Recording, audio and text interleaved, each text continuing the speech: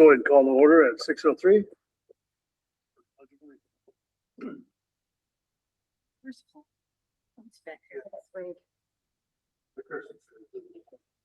Pledge allegiance to the flag of the United States of America and to the republic for which it stands, one nation, under God, indivisible, with liberty and justice for all. Yep.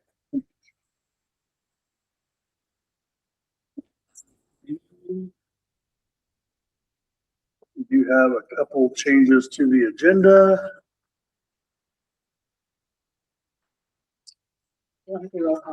Oh, sorry, go ahead. Yes.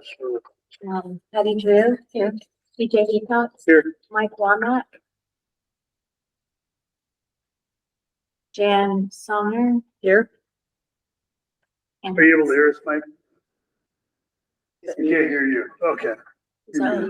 he's on mute.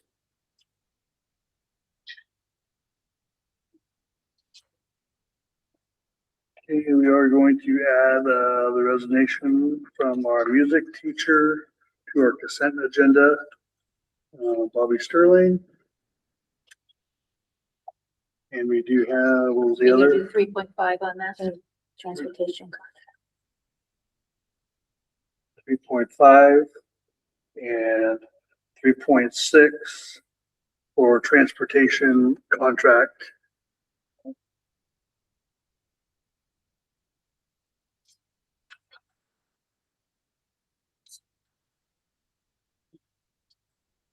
Everything else looks good. I will take a motion.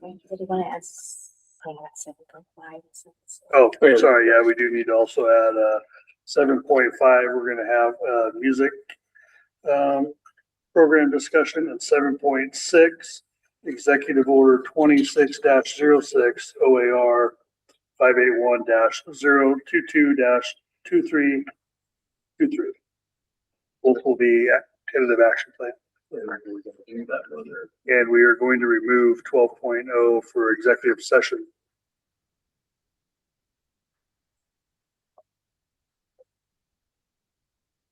And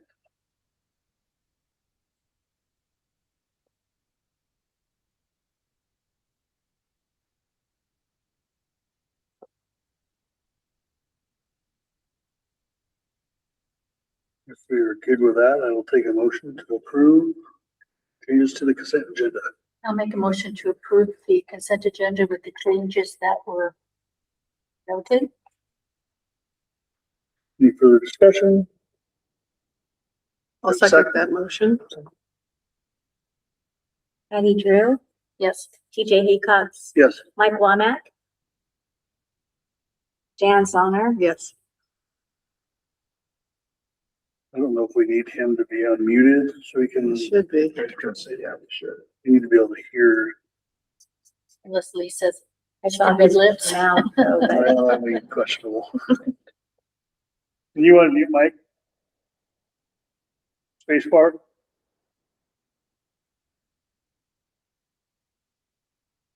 You might be able to unmute him on your end, maybe.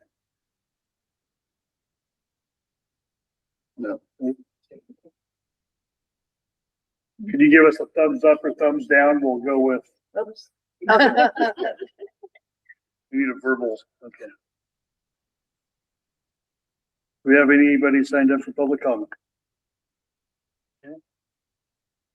Item 5.0, board chair and vice chair appointments. This is item 5.1, open for nomination. There you go. Oh, there it is. Hear me there? I'll make motion to appoint TJ Heacox as our board chair. Do we have a second? I'll second the motion. Patty Drew? Yes. TJ Heacox? Yep. Mike Womack? Yes. Okay.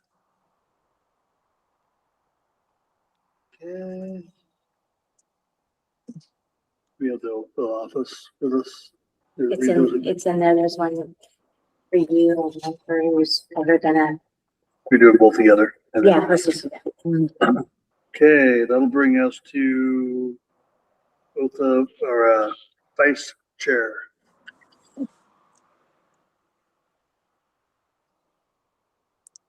I'll make motion to appoint Trent Songer. You're about to get quick around here. That's right, you gotta be quick. I'll second that. Sorry. Patty Drew, Yes. TJ Hecox, Aye. Mike Womack. Yay.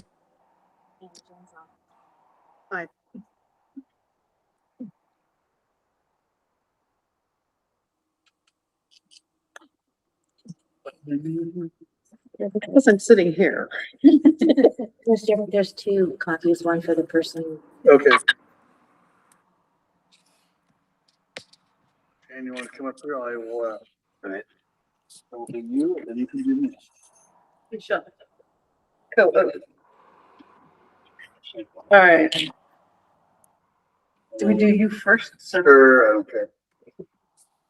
I, TJ Hecox, do solemnly swear to support the laws of the United States of Oregon and faithfully discharge any duties which shall become my responsibility as chair of Jewel School District Board on this fifth day of July 2026.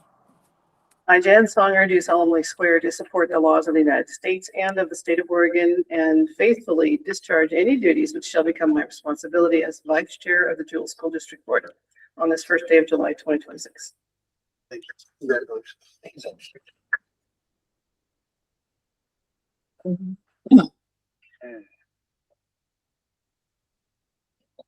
Six principal report, 6.1 graduation.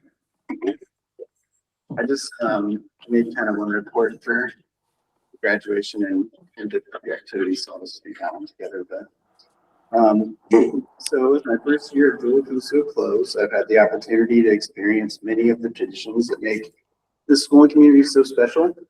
While every school has end of year celebrations, I've been struck by how intentional Jewel is about creating meaningful traditions for students. One of the highlights of the year was celebrating both our 8th grade promotion and high school graduation.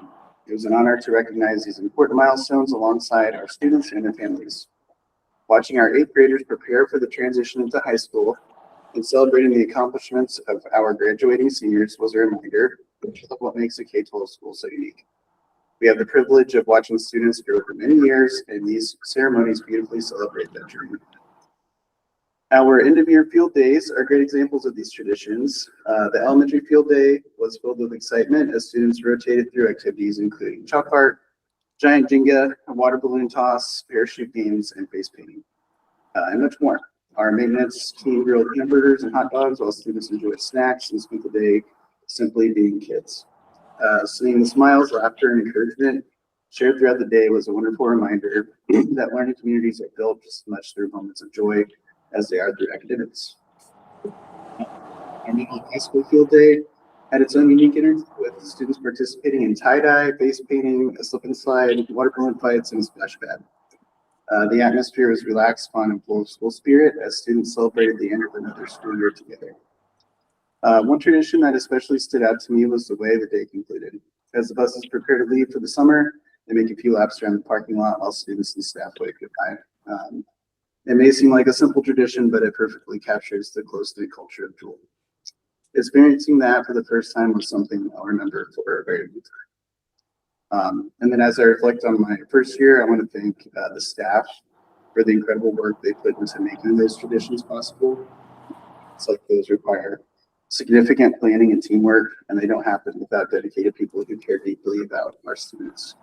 I'm grateful to have experienced these traditions during my first year at Jewel, and I already look forward to celebrating them again next year.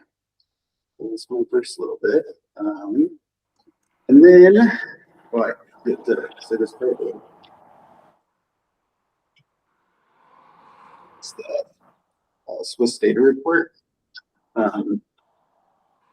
So this, I just have a narrative on the front part, and I think we'll share this out with everybody. But I'll go ahead and read it. So when comparing behavior data from 2024 to the 24-25 and 25-26 school years, The overall trend is very positive. During the 24-25 school year, we recorded 320 behavior referrals with 110 major referrals and 210 minor referrals. During the 25-26 school year, that number dropped to 84 total referrals, including 34 major and 50 minor referrals. So that reflects a 74% reduction in overall referrals. One thing that stood out is that while the total number of referrals decreased, the percentage of major referrals increased slightly from 34 to 40%. So the total of that 25-26 number, 40% of those total referrals were major, and that's slightly up from the last year. So I don't necessarily see that as students exhibiting more serious behavior. It may represent some underreporting at the middle school level when concerned with minor referrals, or it may also indicate that teachers are doing a better job of managing lower level behaviors in the classroom with only more significant incidents being referred to the office. If you're looking at referrals by grade level, our secondary students continue to account for the majority of behavior referrals, which is not uncommon in a K-12 school. During the 24-25 school year, grades 7, 9, and 10 generated the highest number of referrals. This year, grades 9 and 10 continue to stand out, while referrals from 7th grade have decreased considerably.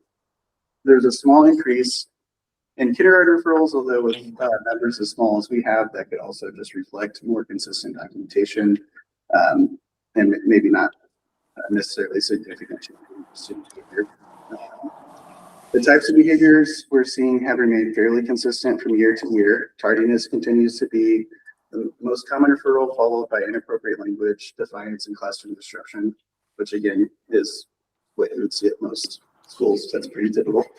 Although each of these categories have seen fewer incidents overall, the fact that some behaviors continue to surface tells us whether we should continue focusing our efforts.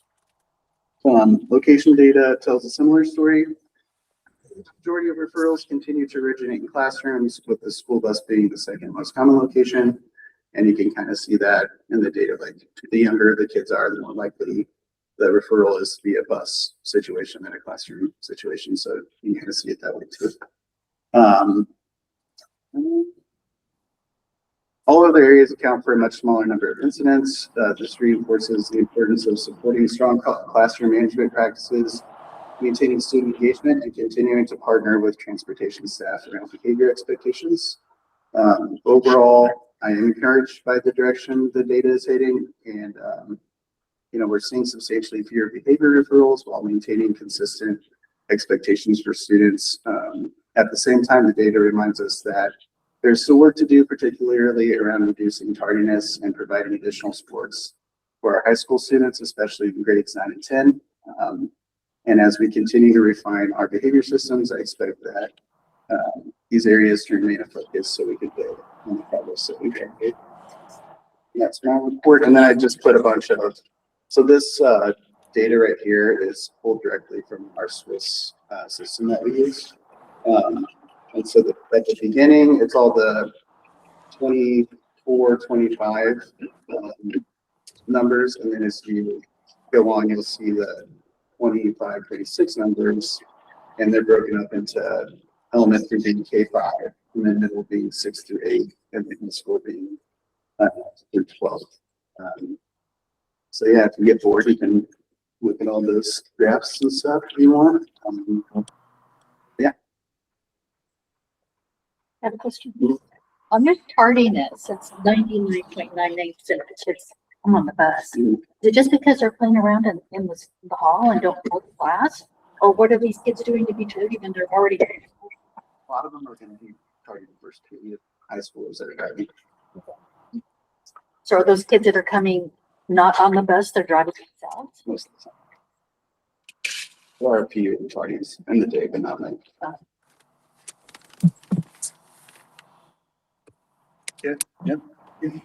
Because most of that, all pretty much staff's required to do all this and then report it. So it's a process they go through daily.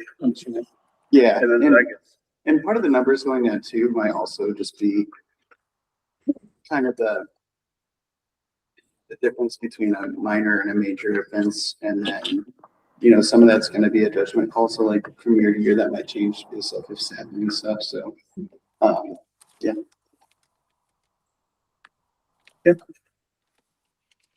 Thank you. Oh, I have a question on the behavior data. Mhm. One of the categories is PAGG. What's that? Peer aggression. So it's like if you have two kids in conflict, but it doesn't really rise to the level of like a fight or bullying, but it's still like kind of peer aggression, if that makes sense. Thank you.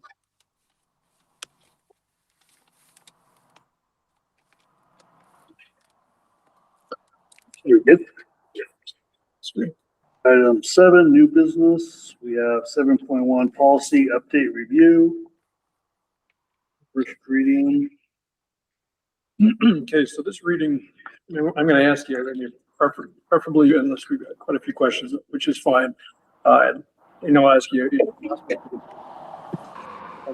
it does have something to do with 7.2, the annual designations also. So I'm gonna throw that information out there so you guys can be aware. So the public records, form, we have not had this updated since 2018. So we're talking about 8 years here. So it's ABA. And so my recommendation was to delete that and bring it more current with current public records request from OSBA. So that model is in here. The verbiage is similar. They've adjusted a little bit. The biggest change in there obviously is in yellow, which is making sure that it's in writing and sent to the superintendent's office for review. What it would be completely brand new for the district is the AR, which is KDA-AR. We do not have an AR for this. And the reasoning for this is we have been seeing an uptick of public records requests coming in. We received another one about 2 days ago. It's all from the same organization. It's more or less about doing some, I don't know if it's marketing studies about different programs and things that we use in the district, so they can utilize that and showcase it for some sorts of studies or whatnot. That's the gist of it. But it's from the same organization, and I know other districts are also receiving these as well. And it is a time constraint on the district as a whole. Granted, we're small, but again, this is, I think, the 4th or the 5th one. And I just again received another one yesterday. And so this public records request, the AR outlines what that looks like to be compliant with our district requesting that. And on page 2, that's where we did alter just a little bit about number 9, about the cost. That if it exceeds 30 minutes of labor or more, that's taking up quite a bit of time for our district office here. So we did a lot what the time would be there, which is clerical time, $40 an hour, admin time. This is OSBA language printing. The only one that's not OSBA is our attorney time, and that would be the cost of our Miller Nash attorney that we get per hour. And the reason I'm throwing this in there is also because in the annual designations, we included the price, the costs of the public records request at the very tail end of our designation. So that's the purpose why I threw this in there, so we could have that information. Because we are get more of those public records requests. And as the district continues forward with the HTP discussion and things are continuing in that direction, I believe we're going to be getting hit even more potentially with some public records requests. Have we had anybody come in and request that they would go ahead and copy the stuff? We would give it to them to offset the cost that we're going to charge. Has that ever been? I don't think we've ever done that. I'm not even know. Okay. No, we haven't. Because, I mean, in the time I've been in the chair, today begins my first day of my 5th year here in this chair, but I don't think we've ever, the public records requests we have been very, very minimal. I'm talking 2, 3, and 4 years. And all of a sudden, here we are. In the last month or so, we've already received 4 from the same organization, and they continue to come. And everything allows us to charge these fees. Does the state set a fee for that, or So these are the fees directly from OSBA. minus our attorney fee? That's something that's different. Yeah, that is the cost that OSBA put in there.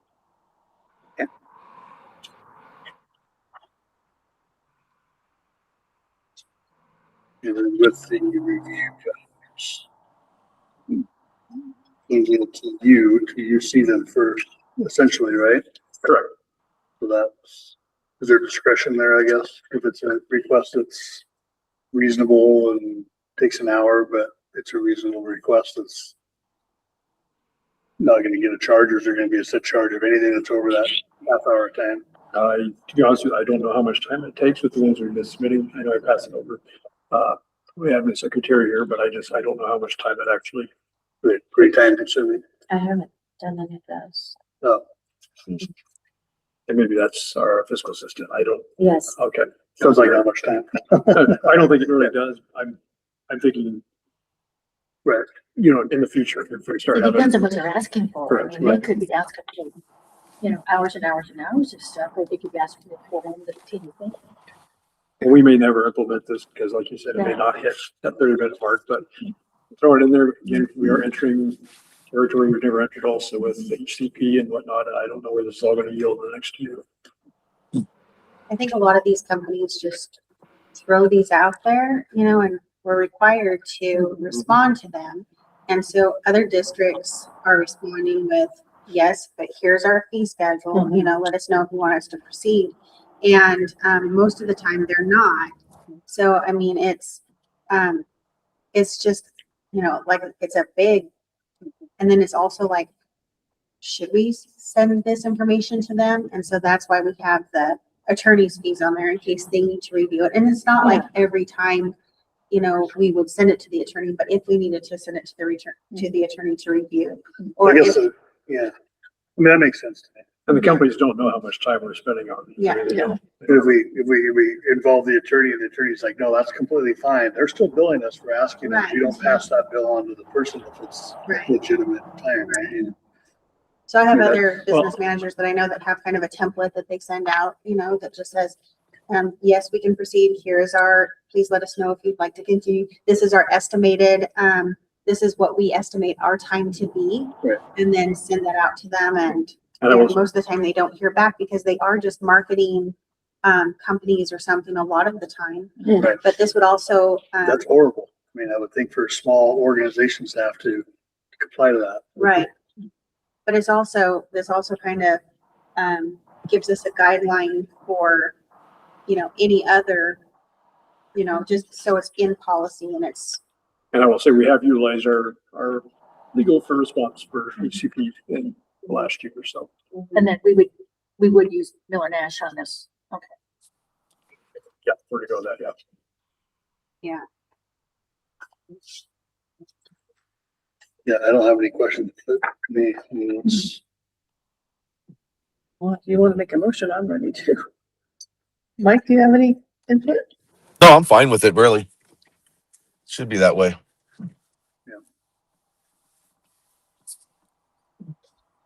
I'll make a motion for a policy update to delete KBA public records request. KBA public records request OS, and then approve KBA public records request OSBA KBA-AR public records request. I'll second the motion.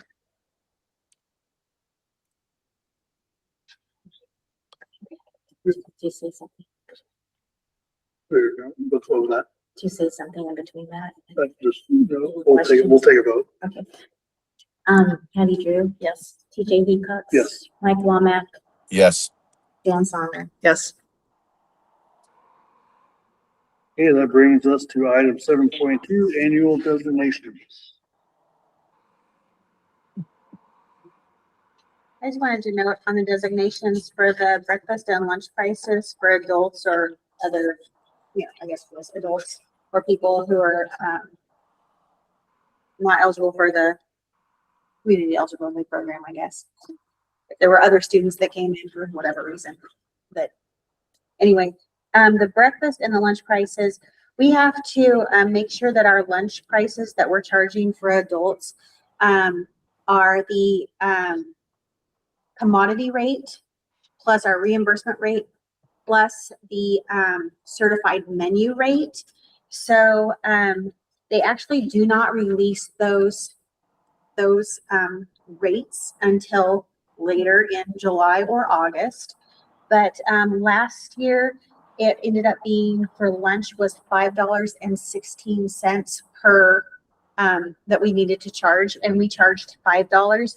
So we actually will need to do, I'll need to do a journal entry and show a different line to transfer 16 cents per meal that, that adults ate, transferred out of the general fund into the food service program. So this year, looking at kind of the trends, we estimate that $5.50 would be a reasonable amount to charge, and then breakfast the same, and then milk we just went off of really the higher of the chocolate milk versus regular milk, and so we were doing the 75 cents for that. So that's where those prices came from, if people wonder why we charge what we do for meals. Are adults considered anybody who's already graduated, or how do you, Anybody who's not eligible for the free lunch program, so anybody over 18, basically? unless they're a student. Yeah. Yeah, Very benefit of us not doing this till later, till we know those numbers, so you don't have to do the journal entries, or is it more important to get Well- the designation prices of everything else? the journal entries I'll have to do for the fall, for next year. So, but we think that this is enough, and it might be like $5.43, but it's just, this gives us a little bit of a cushion, so that we're at 15, just to make it even. So, I also want to jump in about the district-owned property as well.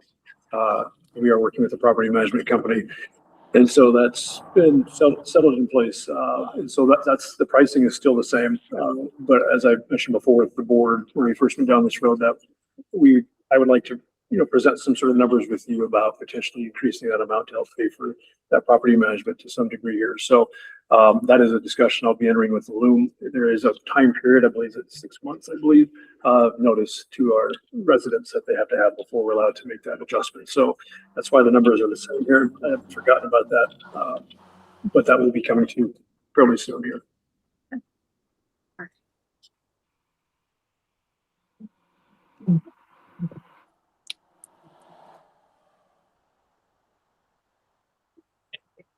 Good. We have a motion to approve those.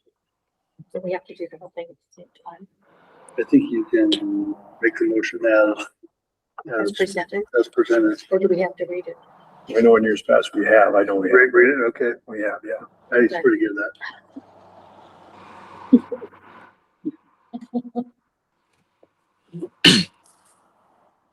Right, I'll make a motion to approve the designation, authorization, and appointments for the Jewel School District Number 8 for 26-27. Chief Administrative Officer and District Clerk, ORS 332.515. Superintendent Corey Peterson shall be Chief Administrative Officer and Clerk of the Board of Directors with designated powers as stated in board policy, including administration for all local, state, and federal funds and programs. Budget Officer, Superintendent Corey Peterson shall be Budget Officer. Deputy Clerk, Business Manager Tammy Swearengin shall be Deputy Clerk. Authority to invest funds, ORS 294.810, 294.815. Authority to invest funds is given to the Superintendent Corey Peterson and his designee in accordance with district policy. Custodian of funds, ORS 328.441, 328.445. Superintendent Corey Peterson and Principal Sam White are authorized to sign checks, authorizes facsimiles are approved for the superintendent and designee. Depository of funds, ORS 328.441, 294.805 to 294.895, U.S. Bank, Oregon, Wells Fargo Bank, and Local Government Investment Pool, LGIP, shall serve as the depository of funds. Auditor, ORS 297,405, 327, 137, 328.465. Clear Trails CPAs has served the district audit firm and shall continue in that capacity through 2027. Insurance agent of record, Brown & Brown Insurance shall serve as the agent of record for property and casualty insurance through the 2026-27 fiscal year. Designate attorney, Miller Nash LLP will serve as the district's general legal counsel for all matters through 2027. If due to reasons of specialty, the superintendent chooses to use another attorney for particular issues, the superintendent will notify the board as soon as possible. Official publication for legal notices, the historian will serve as the district official publisher of legal notices with the Oregon as an alternate. Breakfast and lunch prices for students. Breakfast at Jewel School, no charge, community eligible program. Lunch at Jewel School, no charge, community eligibility program. Breakfast and lunch prices for adults. Breakfast, $3.50, lunch, $5.50, milk, 75 cents. District-owned property monthly rates. Address 83794 Highway 103, $605. Address 43795 Meadow Lane, number 101, $605. Address 43795 Meadow Lane, number 3, $605. Address 43837 Meadow Lane, $605. Address 43753 Meadow Lane, $1,210. Address 83792 Highway 103, $605. Address 43795 Meadow Lane, number 102, $605. Address 43795 Meadow Lane, number 104, $605. And 43839 Meadow Lane, $605. Student travel out of district meal allowances, breakfast will be $12, lunch $15, dinner $20. Public records request, clerical $40 per hour, administration $90 per hour, attorney $475 per hour, and printing 25 cents per page.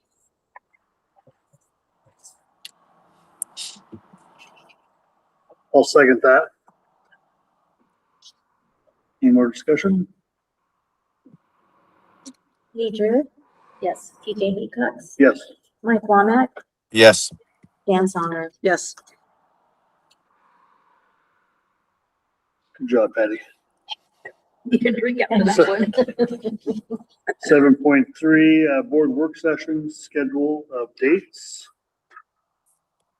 No, we threw out a few dates last time, didn't we?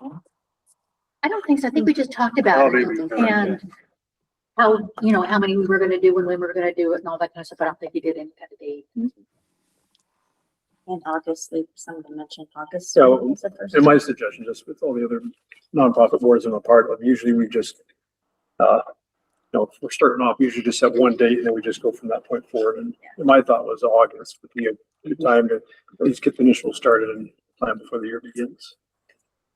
Just whatever date in August would be good for anybody else. I'm here the whole month. You want an evening, a daytime, or how? If you could daytime, but I'm flexible. Whatever works for everybody, I'll be here. Fridays work better for me. It's gonna be a daytime. I don't know about Jan having to work, I- Mike having to work. I actually have Friday the 21st off of work, so I could do a daytime one. Pretty much any time that day.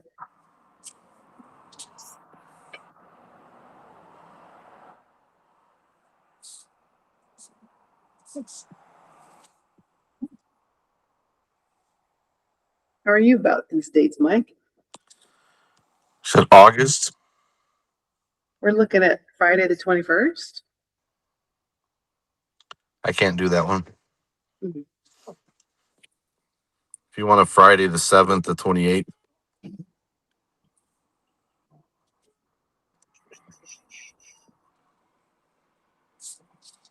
Seventh or the 28th if you want a Friday. So I could do evenings for those. I'm free, any of those. Yeah. Without having my wife's calendar, I'm kind of at a loss. I know August is busy, but I think I could probably do any of those evenings. Shall we set the 7th so that if we have to move it, we still have time? And then it'd be tentative. Yeah, I'm good with, what time do you guys, 6? Which doesn't make a difference to me. Doesn't matter to me. I could even go 5. 5, okay, sure. So 5 PM work, Mike? Yeah, I'm open both those days. I'm open all day.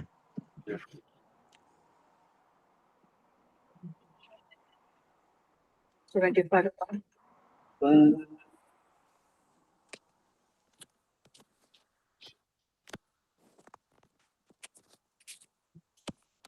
So.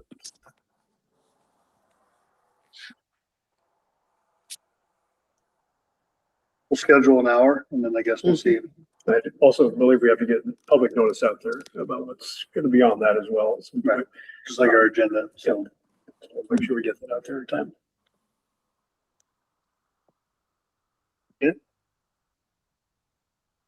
That'll bring us to 7.4, board position posting process. Do we have any recommendations on how we want to post our board position to get it out there? Not sure what the best way is gonna be with our mailing out flyers to every resident to try to get input, or are we gonna put it on the website? I would say just put it on the website and maybe send the email, we have an email, Right. a mass email for, Or the school Facebook page to people can share it, I guess, maybe. and maybe put a notice in the paper. In the paper,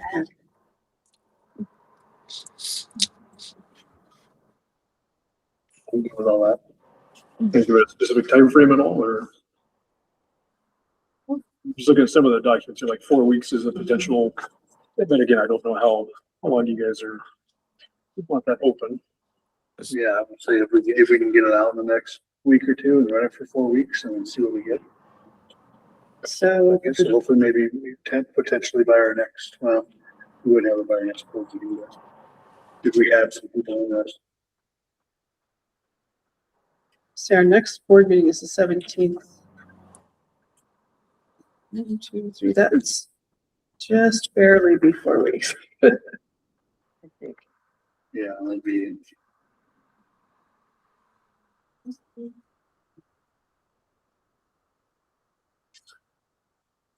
If it showed up in the paper next week, then that would still be.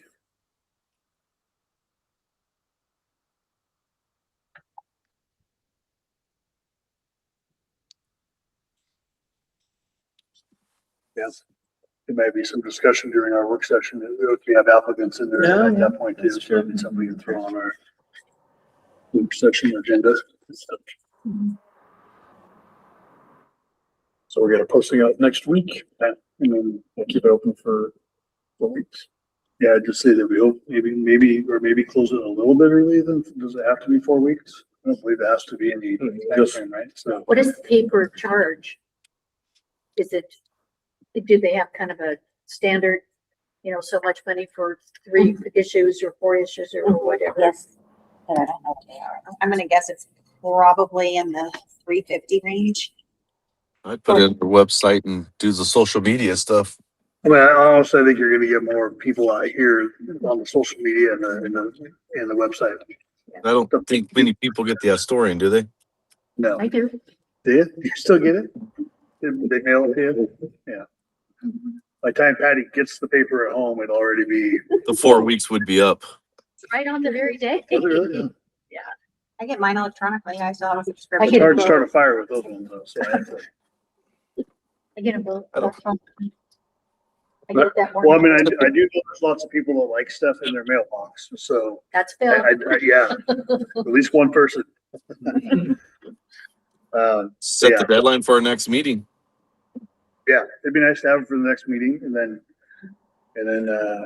we could get back to people prior to that, hopefully, and then they could show up to the meeting and we can come up with maybe in the time being a few questions maybe we want to ask. We can email to Corey.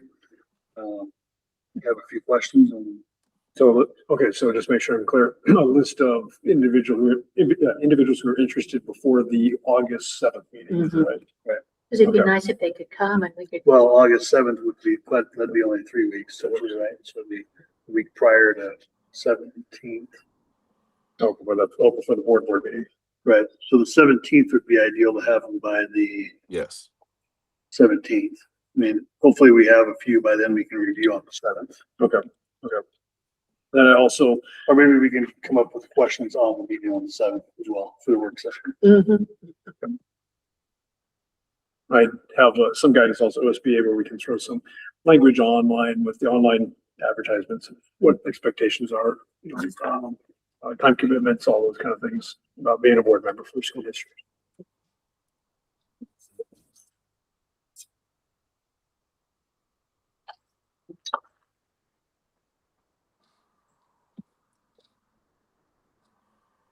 Okay, we got enough there to go on. Item 7.5, music program discussion is also an action item. Okay, my papers organized here. So as you heard in the consent agenda, so we do have resignation of the music position here in the district here. And so I'm holding in my hand, this is policy IFD, curriculum adoption. And it's one sentence. It says recommendations to add new courses or programs or to delete existing courses or programs must be approved by the board. And so this is a very hard recommendation for me, obviously. I mean, with how I end up being in the district, which was the music teacher, that's how I came to be here in Jewel.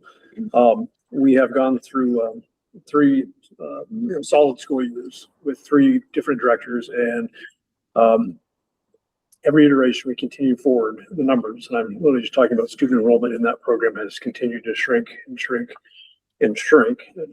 So we're getting ready to enter our fourth year, and the high school program, the numbers are, and correct me, Mr. White, if I'm wrong, I think there are 3 or 2 for the high school program, I think, currently for band, for the music program. And the middle school program is, I'm gonna guess, I don't have all the numbers with me. I gotta say, it's around 6, 7 or whatever there. And I will say the music program only 4 years ago had 75 instrumentalists, and that was 5th grade all the way through high school. And right now we'll be down to roughly less than 20. And so the district is putting, quite a bit of funding into that program. And I know that Mr. White also did some polling with our students in our community, and music was not just being blunt, music was not a priority.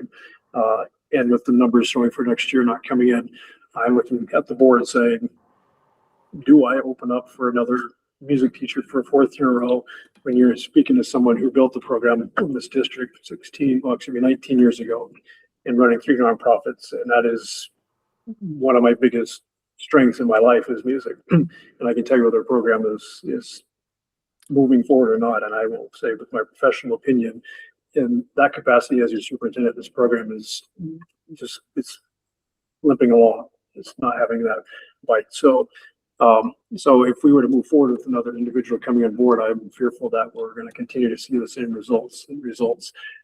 And so I'm looking at moving with the recommendation of the board to not throw the program away. I want to make sure that's very clear, but I really think we need to pause that program. We have a lot of equipment, a lot of assets in that room, in that environment. And I'd like to be able to put a pause on that program to somewhere in the future timeframe to reopen that back up. But I think for the moment, the interests are in that program right now. Evaluate the costs for the district. So just open it up for thoughts and any conversations about it. I mean, even if we advertise, do you think we could even get a teacher? Do we have enough students to do it? If we're not getting the involvement, it's kind of tough to. Because I think, I mean, we had a teacher here who was very, very good with kids, good relationships and whatnot, and that didn't pull them in. And so if we were to find a teacher, and that's hard for me to answer because last year we had a good number of applicants, and then the previous 2 years not as many. Yeah. But do I think that would be what would secure the program? No. I would be very blunt with you and say no. I don't think it's I don't think it's that, no. I just don't think the interest is currently there. Well, I feel that music is a really important part of a well-rounded education, and it's a shame that there isn't any, there isn't that interest. It's treated like an elective, though, if I'm not mistaken. So I think it does make sense to revisit it in the future to see where we are with enrollment and interest. And I think continuing to take the pulse of the community as we go through the next period of time would be valuable. I would hate to see it be completely gone. Yeah. How did we survey the community? That- You want to speak to that with your, Yeah, I sent a survey out to the community. I remember when it was. no, a month ago, month and a half? It's been a while ago, a couple months ago. And it just asked a bunch of questions about like, where we kind of saw the future of the school and stuff. And I can share that with you all too. Yeah, that'd be good, Dan. I think we got maybe like 11 responses. And we got Wow, a bunch of big turnout. responses from our teachers, yeah. But we also surveyed the kids too, and I think we got like almost 40 responses, which is quite a bit. Our secondary kids, like about 65% of our kids. And then all of our teachers responded. I think we got like 11 or 12 parents. Is it just because the kids want to do something different, or is just music not in their? Yeah, it's just, I don't know. It's my first year, but, I'm not sure what the initial transition was like whenever Corey said they were kind of teachers in that position. I think just over kind of those couple of years, I think maybe the interest just kind of fell. And we have a lot of kids that like to do like, more hands-on stuff like shop.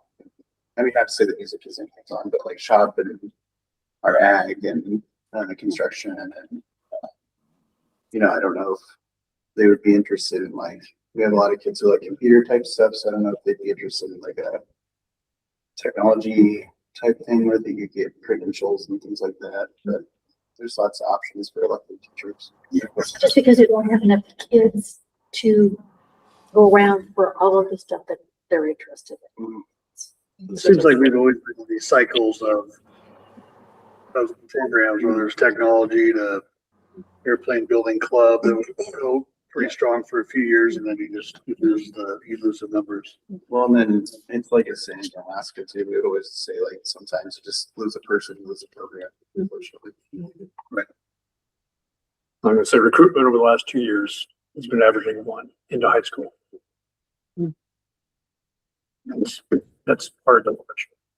I feel strongly, Jan, does it, I think music is very important, so I don't want to bring up it. Just maybe like you said, put a pause on it and do another survey, see if kids are a little more, and maybe change it up a little bit, maybe do something different. Let's have a band. I mean, the guitars are, I don't know, do So something different. when we say pause, I mean, we're not selling off the equipment. No. Right? So essentially the pause means we're retaining our stuff. We're just eliminating that program for this next year. And I want to express, we have spent years to build that equipment in Outer Road. Right. And I mean, over a decade and a half to get everything in there, to get a festival located here. When I say pause, this is coming from just my brain only here, so disagree all you want, that's fine. But I'm thinking more than a year. I mean, I truthfully am thinking 2 to 3 years to flesh some of that out. Mr. White said what I hesitant to say, but sometimes a person is the program. Mhm. And I think, as expressed before, we have some other interests that are also pushing right now that have very strong people pushing those programs.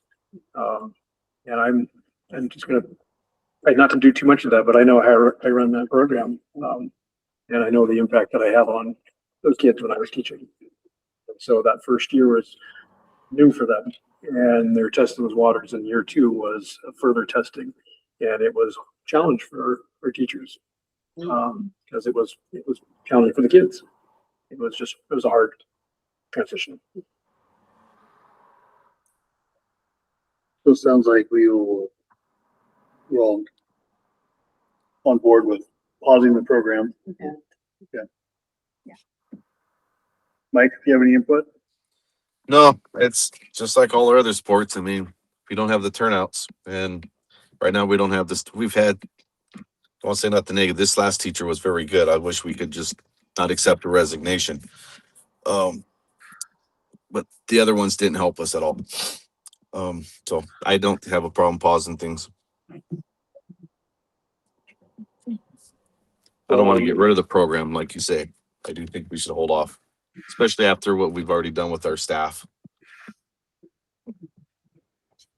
Is there potential for any staff to do it, a part-time or So those are discussions. mini I program? was talking with Sam a little bit also this morning, about needing some time to process, because I know the summer is coming. I mean, this year, what am I talking about? Sort of here, and the school year is coming up pretty fast already. When you think about it, it's going to be here before we know it. So needing some time, I'd like to be able to share some things out, and we're going to discuss a little bit more. You know, I can send things out to the board before the next even work session with thoughts and ideas, because we do need to plan on what's going to happen, whether it's, you know, filling in part-time at elementary level. I don't think we're going to find an instrumentalist to come in here and teach band instruments at this point right now, but any other options also, we talked about other elections, but or electives, excuse me, which I was very cautionary about also, because we've tried that with art and drama and other things in here, and it's been a moment where we have a period or two of that, but then we've got to fill the rest of the schedule for the individual. So there's just various options out there, all the way to, do we not fill the position with anything? I mean, I don't know, but I decided in my mind, we've discussed this a little bit already in advance, that I don't believe the program is going to be successful if we continue pushing the way it's going right now. I just don't see the legs there at all. What, yeah, I mean, I don't want to throw money away if it's not gonna be, especially on the recommendation, it's, if it comes down to that, it's, The idea is to grow this thing. Right. It's not growing. so let's regroup a little bit and look at it here in a year or two and see what kind of buy-in we have from students, right? If the kids aren't getting the buy-in coming up, we really have to probably focus on the elementary side of things.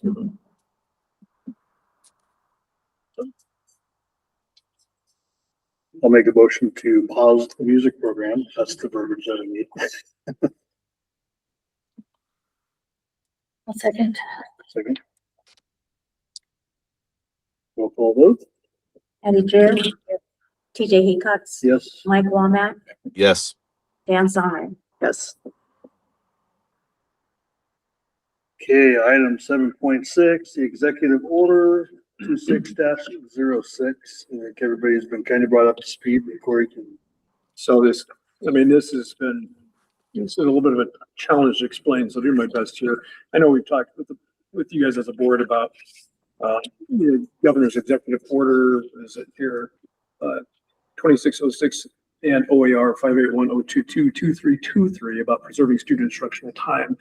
And then we also talked about the elimination of utilizing 30 instructional hours for professional development time and also 30 hours for parent-teacher conference time. That is no longer allowable. That is a change of how the state designates what is instructional time with students. And so those hours are lost for us. And so I received an email that is provided with you guys here that is stating what is our plan moving forward. So I'm going to read to you what I prepared. Try to keep it all succinct as best as possible. So this is an update on regulatory mandate issued under Governor Kotek's Executive Order 2606 and OAR 581-022-2323, titled Preserving Student Instructional Time. So I want to state very clearly up front in the public session that the Jewel School District continues to fully meet all statutory Division 22 instructional standards set by the Oregon legislator, and adopted by the State Board of Education. So our current calendar for the 26-27 school year provides 1,141 instructional hours. I'll say that again, 1,141. That's above the state mandated baseline of the Division 22 standards, which is 900 hours required for K through 8, and 990 hours for 9th through 11th grade, and 12th grade is 966. And our district has always played to the 990 because that's where the 9th, 11th, and with our teaching staff contracts, we hold to that for every student K through 12 at the 990 and above. However, Executive Order 2606 created a parallel rule benchmarking that every district is going to utilize their individual 24-25 calendar instructional hours. So in 24-25, July reported 1,197 hours due to the differing accounting methodologies with the 60 hours that I mentioned to you about PD and parent-teacher conferences. And so our current calendar contracts, as I said, at 1,141, which shows a difference of about 60, I think it's 62 hours. And you can see where those 60 hours already came from. I also want the board to understand, we haven't lost any face-to-face classroom time from our teachers, our students. So historically, as I said before, the state allowed us to count up to 30 hours of PD and 30 hours of parent-teacher conferences towards instructional time. The governor's executive order retroactively revoked that accounting rule. So our students are receiving the same face-to-face instruction they've always had, but because the state changed how they counted the hours, the metrics now show a technical reduction. So on top of this fiscal reality, due to the declined enrollment and the high staff ratios that we had prior, instructional revenue threats from the upcoming potential HCP votes, however all that goes with our plans and legal action there. And FMP also, which the language change in that, which we've been talking about. We've reduced the 9.5 FTE earlier this year, and we're also preparing for a major fiscal adjustment with what may be ahead for us, which we've been planning for quite some time. So this executive order, I want to make sure I put in public again, is not, it's not funded by the state. So it's a mandate that's unfunded, and it forces our district to increase our operational labor costs coming out of our general fund. So the board has two valid legal options to address this requirement. And so here's what I have. I'm going to read a couple of these items for you, and then I'll give you my personal suggestions, and then you guys can ask questions and discuss if that's okay here. So motion for number one would be to restore the time by the start of the 27-28 school year. So they do not need it to be restored for next year. They're giving all districts that are in this position a year runway, a ramp to get to that point. So the board could direct myself to submit a student instructional time restoration plan to ODE by the required statutory deadline, which is coming up on July 15th. This is information I received yesterday, indicating our intent to restore the calendar to the times that were in the 24-25 calendar year and have that ready to go with the start time for the 27-28 school year. And then I'd have to be authorized to reach out to the associations, specifically the JEA, because that would breach potential contracts with them at 190 days. That's in their contracts. This would require roughly 8 calendar days to be put back in, or to be put into the calendar. So that would breach their contract. We'd have to have conversations about that. If we decided to include hours instead of days and still keep the 190, it still would breach the contract because it's adding more time into their daily rate. So on top of that, with the rest of the district staff and running the district at a longer constraint is going to be a fiscal, but with good fiscal amount of our finances coming out. And I don't have direct amounts, but I'm going to wager, as I was talking with our business manager here, it's probably somewhere between $60,000 and $100,000 to run school for 2 more weeks. Motion 2, and this is direct from the options that were provided by ODE in the email, is to recommend fiscal protection and not restore the time.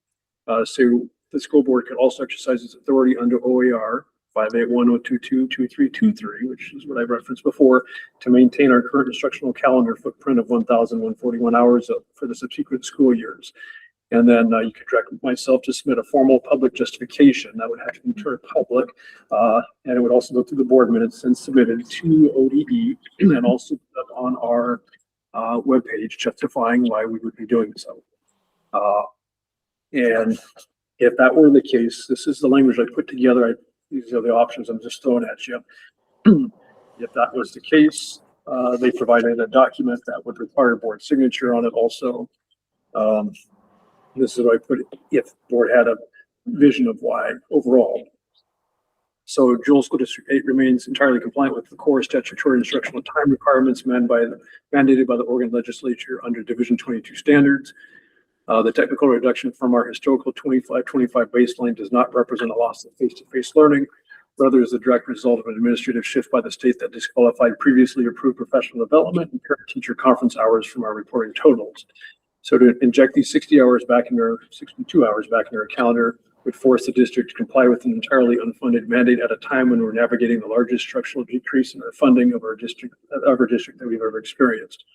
Fulfilling this hour increase would require the district to immediately reopen the collective bargaining agreements with the JEA, to extend contract days or daily hours, triggering significant unbudgeted salary and operational liabilities for 27-28. Having already been forced to eliminate 9.5 FTE in staff positions to stabilize our operations amid compounding timber revenue and enrollment crisis, the board cannot in good fiscal conscience prioritize calendar adjustments. This is an option I'm throwing you as a potential motion over the preservation of remaining classroom staff and educational programs.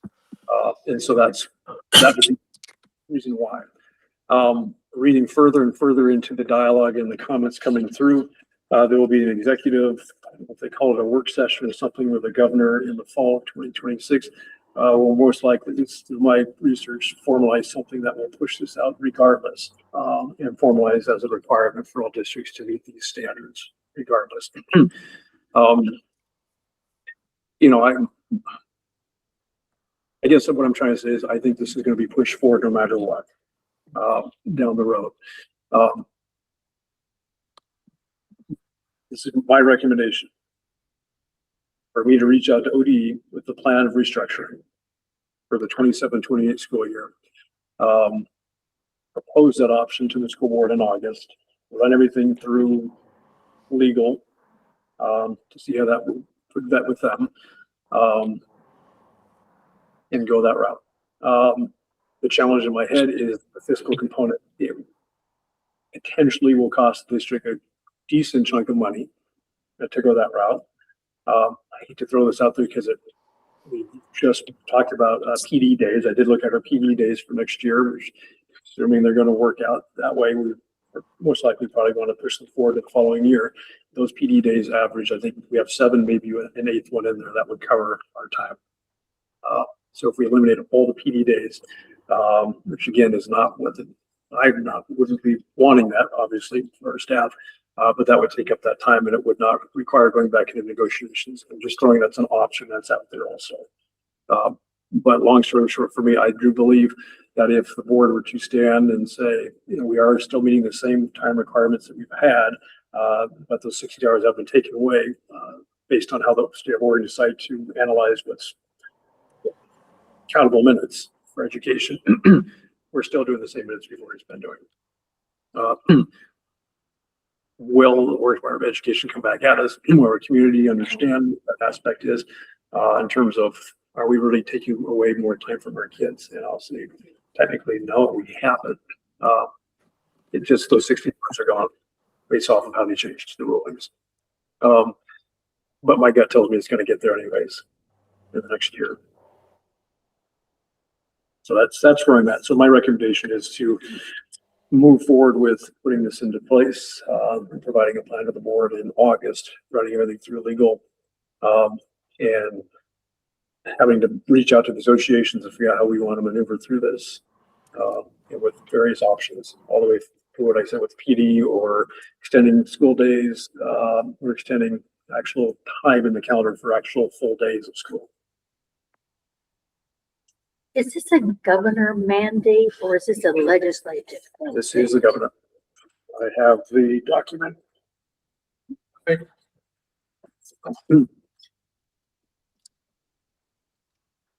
But it sounds like that. I have copies for everybody, but this is a whole. So it sounds like you're saying that they want to have a legislative session in the fall to make it actual law, so. That's my Right, so it's interpretation. gonna of it. And we just received our notification that we're not compliant with those hours yesterday. Correct. So it'd be interesting to me to know how many districts are receiving some of those after budget process. You know, Well, right that, now to be like, what's going on? that was a frustrating part with some information I heard when this initially was being posed, that some districts have already finished and ratified their contracts, but not. And for some areas, it will require potentially some more risk for other districts out there because they don't have any money and they've already passed. I mean, so here we go again, all of these mandates with no money to back them up. And school districts are already, Hence why I believe they're putting that runway for a full year, allowing districts to continue through 26, 27. Well, I'm fine with your recommendation. I'd like to have a little more time to at least vent it to make sure that the district's not more liable, I guess, for the potential reason for going that route. So, is OSBA doing any kind of lobbying to stop this? I honestly, I know the ESD definitely had been out there.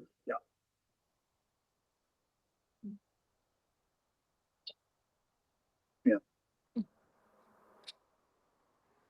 hmm. Yeah, so I mean, I agree. Hopefully we have some more information a little bit by August. Maybe we can have that on our work session as well, to have a follow-up discussion on what we're looking like. Because Then we can even have a conversation with the union at least to see how that might look either way with them, with the ED days and just sticking to our guns. So. I just, by July 15th, I just need I need to make sure I submit something to OD, telling them this is what our the district's initial plan, and I can formulate that. And then I need to let them know when is the board going to meet again to take a look at that, either approve it or decide to say, fill out this document that says, here's why we aren't going to do this at this time. What, is there any kind of consequences if we tell them, sorry, we can't do this? I'm not finding anything. As my frustrations through continue to learn more about this, I believe that this document is to showcase to our public why we aren't going to do this, and then post it on our website and let ODU know. But I also believe it's temporary. I mean, that's how to phrase the bill thing here. It's temporary, which is why I believe they're going to be putting it to some sort of statute or whatnot in the fall. Because it'd really be interesting to see if other school districts are gonna not do this out. Well, my question also is they'll be able to post all the different districts of their hours. And my hope, it's spelled out how to count for hours and whatnot, but is every district doing it accurately? I mean, that would be one of my questions. Is every district that's posting, I mean, how are they vetting all that information? Is it very accurate? And it could be, I don't know. That's one of my questions. Well, I mean, I think we should be able to make a decision by our August 17th meeting, especially if it's a topic at our work session 7th. Yeah, I'll bring any and all information. And I would imagine this information is going to be coming out with other districts in the next week or two if everybody just got it last week. Yeah. If they weren't in compliance, so. Yeah. Have you heard anything from other business managers on this? I haven't, but during our OASBO summer conference, which is the third week of July, they'll have a big legislative update. And I'm sure this will be a hot topic because it does impact budgets. So I can probably, if there's any information, I will totally pass it Or on. just seeing how other districts are going to handle this, or we're just telling the state we can't do this? It hasn't been on my listserv in the last couple of days, but this just came out yesterday. So, yeah, I'll let anybody know what I'm hearing out there, the chatter.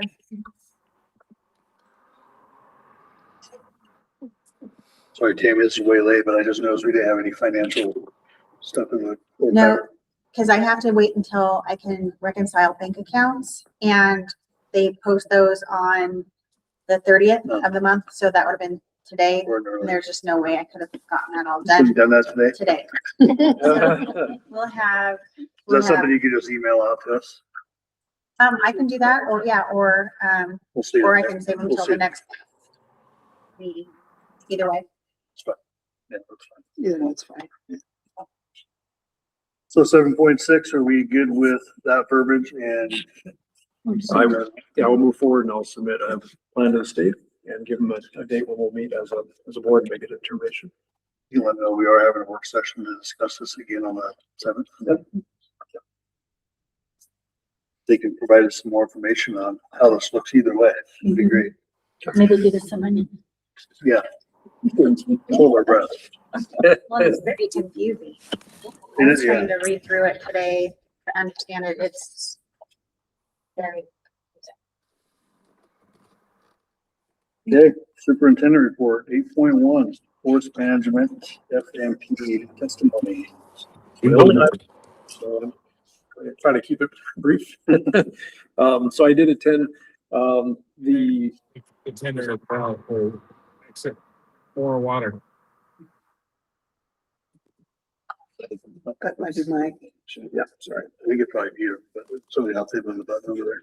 Okay, well, so I did attend, there was a, open, I don't want to say testimony session per se, but the forest management plan, and it took place last week. I don't have the date written down here. And I know that, a few of us submitted things, for the board and also the district and other individuals in support of the Jewel School District about the forest management plan, where they're looking at potentially changing an administrative rule inside that plan, which I won't get into too much, but, so that was the gist of it. And I was, speaking on behalf of the district, as a superintendent about, not in opposition to that, basically. So I'm gonna, if you don't mind, I do want to read my testimony to you because I said it out there, but also I want it on public for anybody to hear. There wasn't very many people there. I was surprised they allotted it for 4 hours. I think it was 3 to 7. And I was able to get on 3:30 or 3:40 or so and give my testimony. And I think there's maybe 10 to 12 people. And that was it. And then they waited and kept it open. And I sat there till 6:30, 6:45, and nobody. I was doing other work, but nobody. So I was a little surprised that it didn't have very many people. Before, so in the testimony, was it for or against, or was it? I would say there was 1, 2, 3 opposed. And then the others were all environmentalists and pushing for, save the rainforest, all those kind of things. So, okay, so here's what I wrote. Members of the Oregon Department of Forestry, or to whom it may concern. So my name is Corey Peterson, Superintendent for the Jewel School District. Decades ago, our communities gave up this land with a promise from the state that it would be managed to fund our children's futures. I'm writing to tell you that the state is breaking its word. I'm not writing to discuss the abstract forestry management plans, but I'm writing to ask why the survival of rural Oregon's children is negotiable for this board.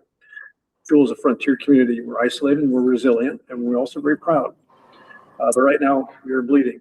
It said 3 weeks ago, our school year ended with celebration and tears. Students and teachers and parents were crying in our hallways because they're saying goodbye to educators and district staff who are the literal backbone of our community.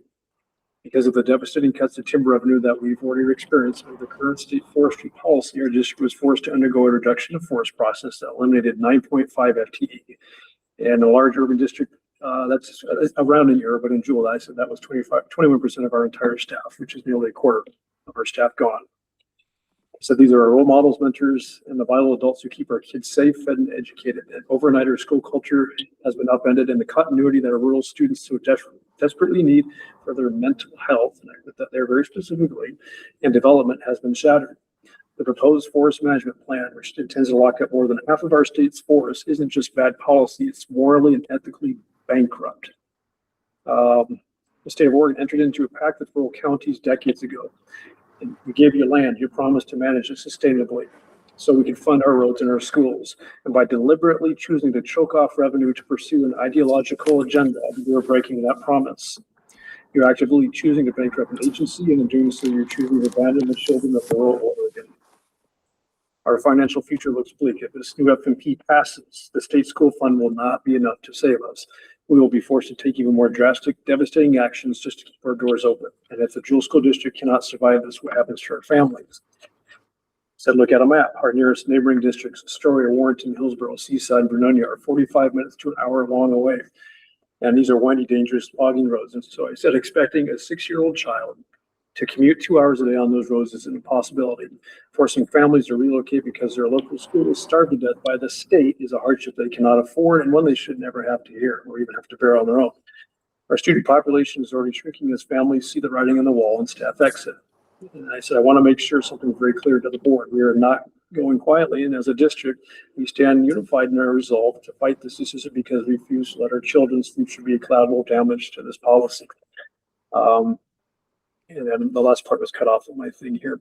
But I spoke to the fact that we have an environment that has survival of human communities that are tucked inside of it, and we've ignored the fact that we have communities inside our forests who rely on this funding. So I urge the board to reject the proposed FMP, stop sacrificing our rural children at the altar of the state politics, and keep the balanced budget rule and honor your promise to the counties and let us fund our schools. And then after that was concluded, that was it. I do know that this letter was, shared with our governor about a week and a half ago.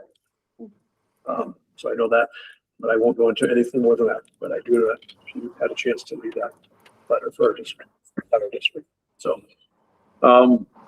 that's all I can say at the moment. I obviously will keep the board apprised in terms of any legal things that I cannot be sharing in public session. As you know, that there's movement forward and things, steps taken as we're allowed to do what we can. So that's where we're at right now. It's the FMP now. I did submit a letter, for testimony anyway. Maybe I should read mine as well, because I did submit it as board chair. So, and hindsight now, I probably should. I did share it with Corey, but I didn't share it with all of you, I don't believe, right? So, thank you for my opportunity to give my input. State Forest have been operated on a simple common sense principle for decades. They pay their own way. The State Forest Division covers all its own expenses, salaries, management, roads, fire protection, everything, using the money it earns from sustainable timber harvest. This is called the balanced budget rule. And it's been the standard practice since the beginning of the Forestry Service, but the current 2010 Forest Management Plan even spells it out clearly. Revenues from our forest must be enough to cover the cost of managing it. Now the proposed new plan throws that rule out the window. In section 4.1, it replaces the requirement to break even with a much weaker goal, just track revenues and expenses. That sounds like basic bookkeeping, not a commitment to live within our means. This is a huge policy shift, but the Board of Forestry has barely discussed it. I hope they read it with the same tone that I wanted to say it in, but why it matters to everyday Oregonians. They risk taxpayer bailouts. The forest stops generating enough revenue to cover costs. The agency will likely come to the legislation asking for general tax dollars. We already struggle to fund schools, public safety, and other priorities. Why should the taxpayers subsidize a forest agency deliberately to choose to harvest less than it needs to stay solvent? Sorry, it frustrates me to read this again. The numbers don't add up. Even the deputy state forester has admitted to keep going with what they're doing now. They would need to harvest roughly 270 to 280 million board feet a year. That's 50 million short of our board feet now than the plan allows. The gap will only grow if they lock up more than half the forest and take it out of production. Counties lose out. Counties that originally transferred forest land to the state did so with the understanding they would receive a share of the timber revenue. That money supports local roads, schools, services, and rural communities. Reducing revenue production directly hurts those counties.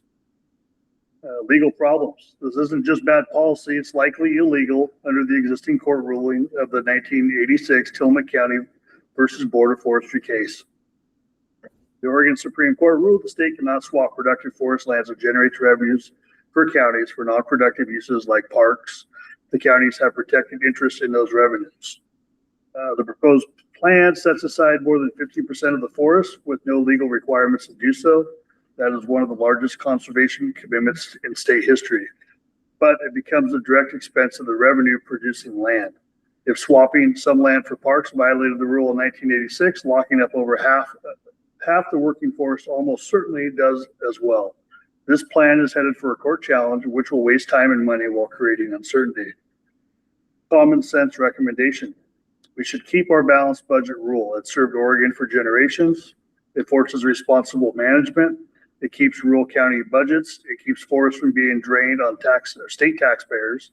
It honors the original deal with the counties that provided the land. My recommendation, the board should reject the proposed changes in section 4.1 in any plan that intentionally creates a large ongoing revenue shortfall. Sustainable forestry means harvesting what the forest can support while covering cost. No shifting the burden to a taxpayer or local governments. Oregon deserves a state forest that are both environmentally sound, financially supporting, but stick with what works. Myself to school. Thank you. I don't think I could have done that in a 2-minute requirement.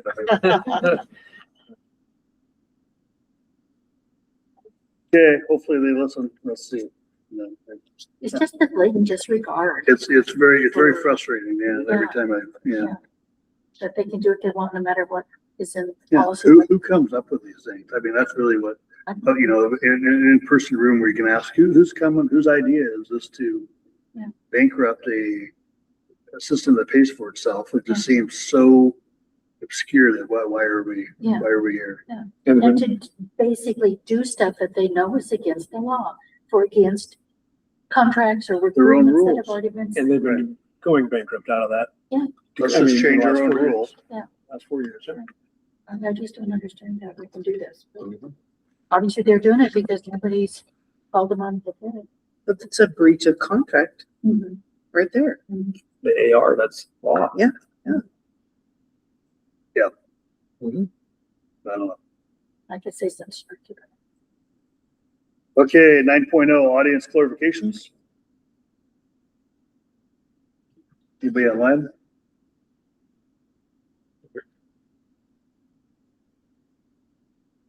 And board of directors time.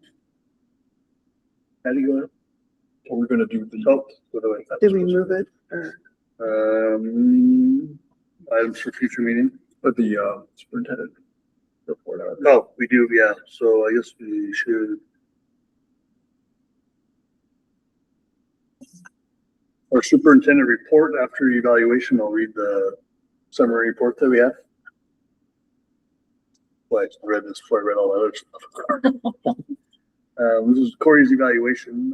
Everybody should have had a chance to see this. I think I sent it out to everybody. We got some input on there. And under standard one, let me back up. Overall, we thought your self-evaluation was very thoughtful and honest. You made a solid progress in several key areas over the year. Under standard one, visionary district leadership. We agree with your score. However, we would like to boost this to a 4. Demonstrated a very clear, strong, and positive vision for our district. Your work pursuing operational sustainability, leveraging Northwest Regional RES or Regional Northwest Regional ESD. RESD resources to revamp the SPED program and developing a sustainable water solution has been impressive. Standard 3, inclusive district culture. We also agree with the 3 in a small K through 12 school of only 100 students being actively present and visible throughout the building. This is an important part of the building in the inclusive culture. One of our areas for improvement next year is focusing on maintaining the high attendance level, the strong foundational work you've already completed. It's time to set measurable goals aimed at maintaining these high levels. We agree with your self-scores and the rest of the standards, operational, instructional, and financial improvements you outlined are meaningful and important to our district. Our recommendations for the next year are increasing your visibility and presence across the school and maintaining the high attendance level. In a building of this size, that personal connection matters a lot. Everything else in your evaluation looks strong. Thank you, Corey.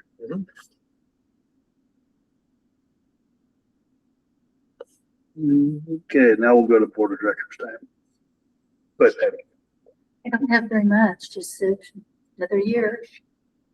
Get off to a good start, hopefully, and keep going. That's about it. don't have much either, other than this forest management plan has been a little bit I'm glad they had public hearing, I guess. I wish we had more visibility to people, because obviously with that turnout, we didn't have, it wasn't a lot of turnout, and if we're 50-50 on who's showing up to talk at those things, it's never gonna work in our favor usually, so. I believe we can still submit written testimony through July 14th, I believe. Okay. Yeah. So Yeah, it still counts. yeah. Other than that, just been busy, and hopefully we'll get some answers. Mike, do you have anything?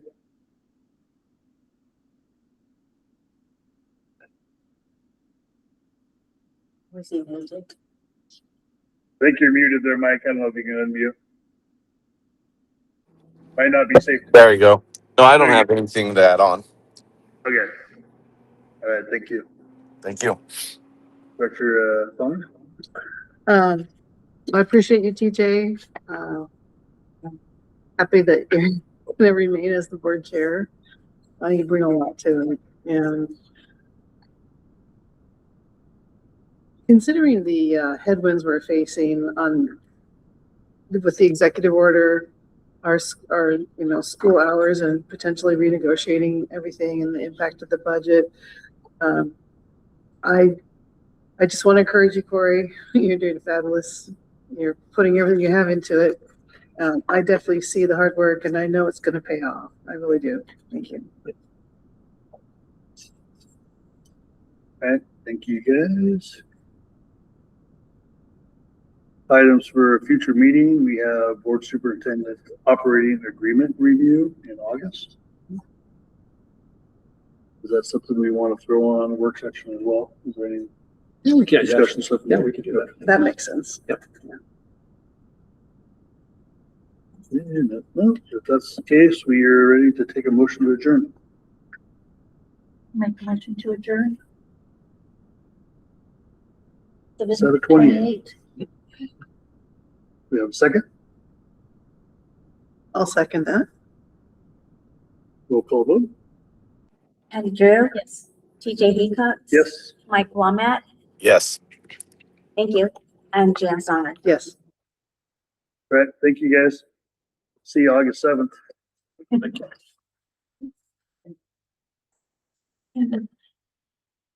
Okay, Jan, we need both to sign these, yes. oaths over here.